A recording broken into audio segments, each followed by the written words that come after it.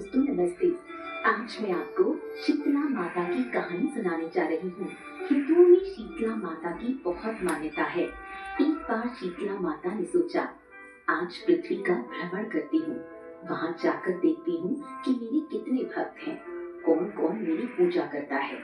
ये सोचकर वो राजस्थान के डोगरी गांव में पहुंची, पर उनको गांव में अपना एक भी मंदिर दिखाई नहीं दिया।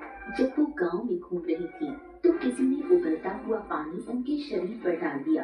उनका पूरा शरीर जल गया, शरीर में बड़े बड़े फफोले हो गए और जबरदस्त जलन होने लगी। वो पीड़ा से छटपटाती हुई इधर उधर भागने लगी, सहायता के लिए लोगों को बुलाने लगी, पर कोई नहीं आया। थोड़ा आगे जाने पर एक कुम्हारिन बैठी दिखाई दी। वो मिट्टी के बर्तन बना रही थी। उसने बुढ़िया माँ को दर्द से कराहते सुना। उसने देखा कि उनका पूरा शरीर फफोलों से भरा हुआ है। वो जलन सहन नहीं कर पा रही थी। उसे उन पर दया आ गई।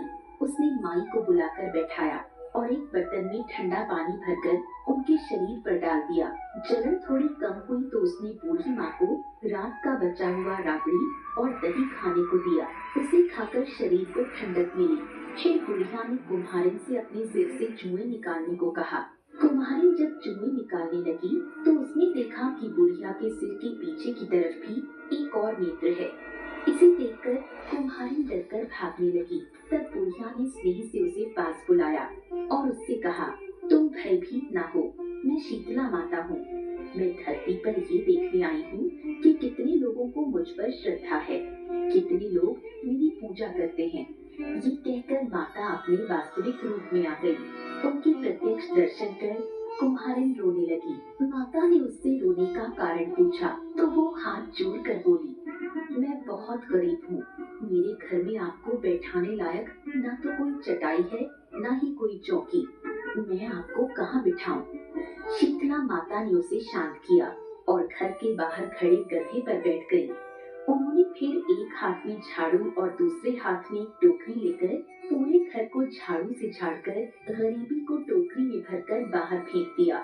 इसके पश्चात उन्होंने कुम्हारिन से मनचाहा वर मांगने को कहा।